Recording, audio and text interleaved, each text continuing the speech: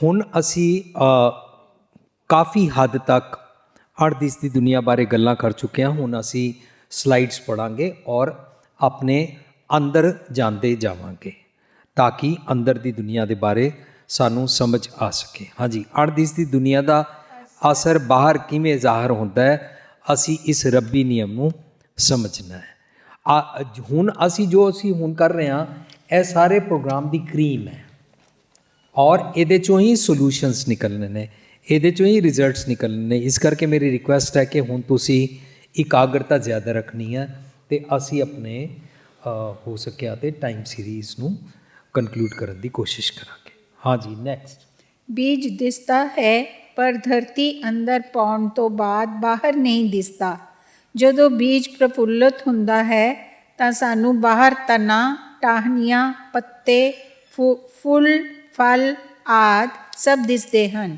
ਭਾਵ ਇਹ ਕਿ ਰੱਬ ਦੀ ਕਰਨੀ ਅਣਦਿਸਦੀ ਤੋਂ ਬਾਹਰ ਪ੍ਰਗਟ ਹੋਈ, ਪਰਲੌਕਿਕ ਪਰਿਣਾਮ ਬਾਹਰ ਪ੍ਰਗਟ ਹੋਏ। ਸੋ ਕੁਦਰਤ ਦੇ ਨਿਯਮਾਂ 'ਚ ਉਹ ਬੀਜ ਤੋਂ ਲੈ ਕੇ ਪੇੜ ਬਣਿਆ ਔਰ ਜੋ ਫਲ ਫੁੱਲ ਪ੍ਰਾਪਤ ਹੋਏ, ਇਹਨੂੰ ਪਰਲੌਕਿਕ ਗੁਣ ਕਹਿੰਦੇ ਨੇ, ਇਹਨੂੰ ਰੱਬ ਕਹਿੰਦੇ ਨੇ, ਇਹਨੂੰ ਕ੍ਰੀਏਸ਼ਨ ਕਹਿੰਦੇ ਨੇ, ਇਹਨੂੰ ਕਰਤਾ ਪੁਰਖ ਕਹਿੰਦੇ ਨੇ।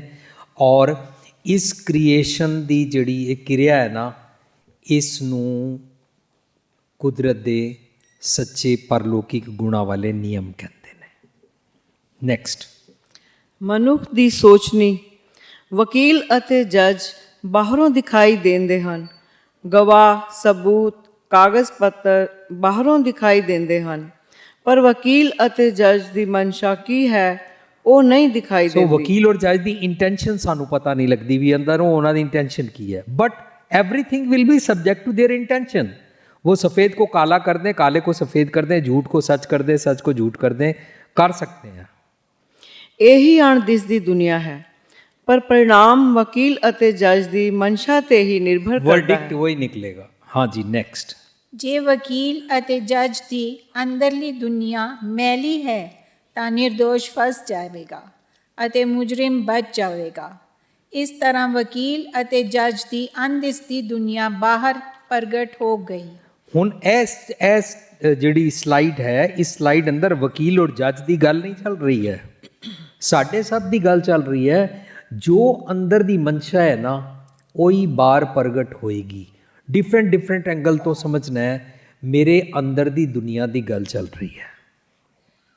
ਕਿਸੇ ਕੌਮ ਦਾ ਜਾਂ ਦੇਸ਼ ਦੇ ਨੇਤਾ ਦੀ ਅੰਦਰਲੀ ਦੁਨੀਆ 'ਤੇ ਨਿਰਭਰ ਹੈ ਕਿ ਉਹ ਦੇਸ਼ ਅਤੇ ਕੌਮ ਕਿਵੇਂ ਵਿਕਸਿਤ ਹੋਵੇਗੀ। ਇਮ ਹੀ ਅਣਦਿਸਦੀ ਦੁਨੀਆ ਬਾਹਰ ਪ੍ਰਗਟ ਹੁੰਦੀ ਹੈ। ਇੰਜ ਅੰਦਰ ਦੀ ਦੁਨੀਆ ਬਾਹਰ ਪ੍ਰਗਟ ਹੁੰਦੀ ਹੈ। ਕੋਈ ਪੂਰੀ ਕੌਮ ਨੂੰ ਕਿਸ ਪਾਸੇ ਲੀਡਰ ਲੈ ਜਾਏਗਾ, ਦੇਸ਼ ਨੂੰ ਨੇਤਾ ਕਿਸ ਪਾਸੇ ਲੈ ਜਾਏਗਾ, ਉਹਦੇ ਅੰਦਰ ਦੀ ਦੁਨੀਆ 'ਤੇ ਨਿਰਭਰ ਕਰਦਾ ਹੈ, ਕਿਸਮਤ 'ਤੇ ਨਿਰਭਰ ਨਹੀਂ ਕਰਦਾ ਹੈ। ਪਿਛਲੇ ਜਨਮਾਂ ਦੇ ਕਰਮਾਂ ਦੇ ਭਾਗਾਂ ਦੇ ਮੱਥੇ ਲਿਖੇ ਫੇਟ ਦੇ ਕਾਰਨ ਔਰ ਜ਼ੋਡੀਏਕ ਸਾਇੰਸ ਤੇ ਨਿਰਭਰ ਨਹੀਂ ਕਰਦਾ ਹੈ। ਹਾਂਜੀ।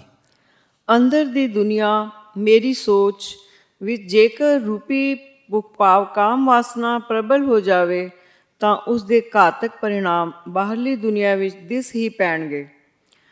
ਦੋ ਕੌਮਾਂ ਦੀ ਲੜਾਈ ਕਾਰਨ ਦੂਰੀ, ਨਫ਼ਰਤ ਅਤੇ ਈਰਖਾ ਸਾਰਿਆਂ ਸਾਹਮਣੇ ਜ਼ਾਹਰ ਹੋ ਜਾਂਦੀ ਹੈ। ਇੰਜ ਹੀ ਅਣਦਿਸਦੀ ਦੁਨੀਆ ਬਾਹਰ ਪ੍ਰਗਟ ਹੁੰਦੀ ਹੈ। ਇਹ ਸਲਾਈਡ ਮੈਂ ਬਣਾਈ ਸੀ ਸੋ ਕਾਲਡ ਲਵ ਮੈਰਿਜ ਦੇ ਅਗੇਂਸਟ। एक लड़का और एक लड़की, ऊपर लिखा है अंदर दी दुनिया उन इंडिविजुअल की सोच, मेरी सोच विच जेकर रूपी भूख होवे, लड़का लड़की आपस में रूप की भूख, उसको इनफैचुएशन बोलते हैं। पता ही नहीं ये वाला लड़का इस लड़की पे मरता क्यों है, बाहर किसी को नहीं पता। ये लड़की इस पर क्यों मरती है। लड़कियां आपस में बातें कर रही होती हैं, मेरे को चौड़ी छाती वाला चाहिए, इतनी हाइट वाला चाहिए, ये चाहिए, वो चाहिए, इस तरीके से बातें करती हैं लड़कियां। या लड़के ऐसे बातें करते हैं, मेरे को कैसी फिगर वाली चाहिए। ये सारी इन्फेचुएशन की बात होती है। लेकिन पहले जो दोनों की आंखें लड़ गई वो उनके अंदर की दुनिया, और लोगों को नहीं मालूम कि इस दुनिया से क्या होगा। इसके घातक परिणाम निकले। अल्टीमेटली वो रूप की भूख होती है, और रूप की भूख के पीछे काम वासना होती है, सेक्सुअल डिजायर्स होती हैं, और इसका नाम लोगों ने लव मैरिज रख लिया। लेकिन इसका रिजल्ट क्या निकला? दो कौम में आपस में लड़ पड़ी। हिंदू की लड़की मुसलमान के साथ, या मुसलमान की किसी और के साथ, किसी और की किसी और के साथ, और दोनों मज़हब वालों की कौमों की आपस में लड़ाई हो जाती है। नफ़रत, ईर्खा, दूरी बढ़ जाती है। यूं उनके दो सो कार्ड तथाकथित प्रेमियों की दुनिया बाहर प्रकट हुई। पता क्या हुआ? कम्युनल झगड़े शुरू हो गए। ये किस्मत की बात नहीं है, ये उन दोनों ने अंदर से क्या सोचा, किसके कारण क्या हुआ। नेक्स्ट, तांत्रिक अपने निजी लाभ हम डिफरेंट एंगल से अंदर की दुनिया को टच करने की कोशिश कर रहे हैं कि कैसे कैसे हैपनिंग्स और मिस हैपनिंग्स होती हैं। ਤਾਂਤਰਿਕ ਆਪਣੇ ਨਿੱਜੀ ਲਾਭ ਕਾਰਨ ਲੋਕਾਂ ਵਿੱਚ ਭਰਮ ਅਤੇ ਡਰ ਪਾਉਂਦਾ ਹੈ, ਬਦਲਾ ਲੈਣ ਦੀ ਭਾਵਨਾ ਜਗਾਉਂਦਾ ਹੈ, ਇੱਕ ਭਰਾ ਨੂੰ ਦੂਜੇ ਨਾਲ ਲੜਵਾ ਦਿੰਦਾ ਹੈ ਅਤੇ ਸਮਾਜ ਨੂੰ ਜਾਦੂ ਟੋਨੇ ਦਾ ਮੁਹਤਾਜ ਬਣਾ ਦਿੰਦਾ ਹੈ। ਆਏ ਦਿਨ ਸਾਨੂੰ ਇਹੋ ਜਿਹੇ ਝੂਠ ਫਰੇਬ ਦੇ ਕਿਸੇ ਮੀਡੀਆ ਵਿੱਚ ਵੇਖਣ ਅਤੇ ਸੁਣਨ ਨੂੰ ਮਿਲ ਜਾਂਦੇ ਹਨ। ਦਰਅਸਲ ਪਾਖੰਡ ਤੇ ਅੰਦਰ ਹੀ ਸੀ, ਪਰ ਉਸ ਦੀ ਕਰਤੂਤ ਨੇ ਅੰਦਰ ਦੀ ਅਣਦਿਸਦੀ ਦੁਨੀਆ ਨੂੰ ਬਾਹਰ ਪ੍ਰਗਟ ਕਰ ਦਿੱਤਾ। तांत्रिक दी अंदर दी दुनिया, अगर आप देखो ना, कोई बोले मेरे घर बच्चा नहीं होता, तांत्रिक पता है उसको क्या बोलेगा? तुम्हारे चाचा ने, तुम्हारे ताया ने, तुम्हारी दरानी ने, तुम्हारी जेठानी ने, तुम्हारी सास ने गर्भ को लॉक किया हुआ है, रोका हुआ है, तुम उसके अगेंस्ट ये करो। नफरत भी फैला दी, दुश्मनी भी फैला दी, और ये सारा कुछ बदला लेने की भावना जगा दी। वो प्रॉपर्टी लेना चाहते हैं, तुम्हारे बच्चे को गिरा देंगे ताकि प्रॉपर्टी बांटी ना जा सके। इस तरीके से सारी बातें, मेरे अंदर गलत ख्याल थे और तांत्रिक मेरे गलत ख्यालों को आग लगाने वाला था, और इससे सारी बाहर की दुनिया, करतूत मेरी या उस तांत्रिक की, उस करतूत ने अंदर की अणदिसदी दुनिया ਨੂੰ बाहर प्रकट कर दिता। ये जितना जो कुछ नफरत और जादू टूने धागे तवी चलते हैं, ये अंदर की दुनिया की नफरत बाहर आई।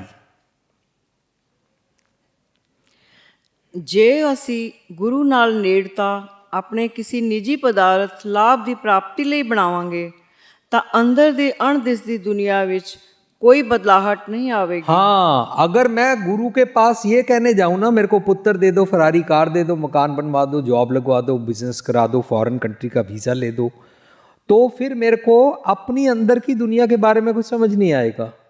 I can not fix up that. मैं गुरु का बेस्ट सदुपयोग कर ही नहीं पाऊंगा, मैं धर्म का बेनिफिट ले ही नहीं पाऊंगा।